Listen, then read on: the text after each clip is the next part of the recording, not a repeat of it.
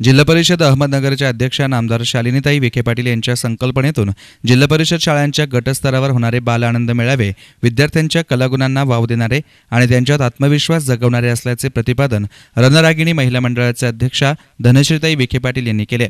जिल्हा परिषद अहमदनगर आणि पंचायत समिती राहाता यांच्या संयुक्त विद्यमाने पुंतांबा जिल्हा परिषद गटातल्या जिल्हा परिषद शाळांच्या बाल आनंद मेळाव्याचं उद्घाटन शुक्रवारी धनश्रीताई विखे पाटील यांच्या हस्ते झालं। या कार्यक्रमाच्या अध्यक्षस्थानी पंचायत समितीचे उपसभापती बाबासाहेब मस्के होते। कार्यक्रमास पंचायत समितीच्या सभापती हिराबाई कातोरे, कृषी उत्पन्न बाजार समितीचे संचालक देवेंद्र भवर, पंचायत समिती सदस्य ओमेश जपे, पंचायत समिती सदस्य सुवर्णाताई तेलोरे, एकरुखेच्या सरपंच लताताई थोरात, उपसरपंच अर्चना पगारे, शिक्षणाधिकारी मीनाताई शिवगुंडे, शिक्षण विस्तार अधिकारी धोंडराम राऊत, केंद्र प्रमुख बाळासाहेब क्षीरसागर आदी मान्यवर उपस्थित होते। मुख्याध्यापक उषाताई सिनारे यांनी उपस्थित मान्यवरांचे स्वागत केले।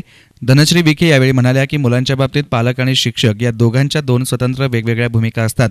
पालकांनी पालकत्वाची आणि शिक्षकांनी गुरुत्वाची भूमिका प्रभावीपणे राबवल्यास सुसंस्कारित आणि चांगले विद्यार्थी घडतील। सध्या पालकांचा शाळेत वाढणारा हस्तक्षेप तसेच शिक्षकांची शिक्षक सोडून घेतली जाणारी चुकीची भूमिका शिक्षण क्षेत्राच्या दृष्टीने चिंताजनक बाब आहे।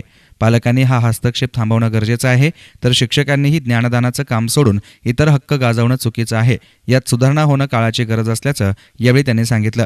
शालिनीताई राधाकृष्ण विखे पाटील जिल्हा परिषद अहमदनगर अध्यक्ष यांचा खरंच धन्यवाद करेन की त्यांनी आणि सगळ्या जिल्हा परिषदातल्या लोकांनी आपल्या मुलांसाठी इतके चांगले छोटे छोटे गोष्टींचं नियोजन इथं केलेलं आहे। आता जसं सरांनी सांगितलं की इथं पालकांसाठी आम्ही काहीच काम ठेवलेलं नाही, सगळे काम आमचे शिक्षकच करतात आणि आम्ही करतो। पण मी सर्वांना खरंच विनंती करेन की पालकांना त्यांचं काम करू द्या। पालकांच्या ज्या जबाबदाऱ्या आहेत त्या जर आपण आपल्या हातात घेतल्या की त्यांना आनंदच होणार आहे, पण आपण किती करणार, शिक्षक किती करणार? एक तर शाळेचा टाइम लिमिट आहे, त्याच्यात पण शाळेचा टाइम वाढवला की चालत नाही। खूप शिकवायचं असतं। ज्या शाळा मी बघते, मी पालकांना विनंती करते की मुलं दिवसभर माझ्याच्या घरी येऊच नका, पण पालकांची तयारीच नाही। आमच्या मुलांचा झोपेचा टाइम नाही, आमच्या मुलांचा खेळायचा टाइम नाही म्हटलं सगळं इथं करू, हाताने खाऊ घालू म्हटलं त्यांना कसलाच त्रास होणार नाही, तुम्ही फक्त डब्बा आणून द्या, बाकी सगळी जबाबदारी आम्ही घेऊ, ट्युशन लावू नका, खेळायचे क्लासेस लावू नका, सगळं आम्ही शिकू। पण त्यांची तयारी माहित नाही का बरं, आम्हाला अजून ते रहस्यच कळालेलं नाही की त्यांना मुलांना घरी का न्यायचं असतं आणि मुलं घरी जाऊन काय करतात, टीव्ही पाहतात आणि मोबाईल पाहतात।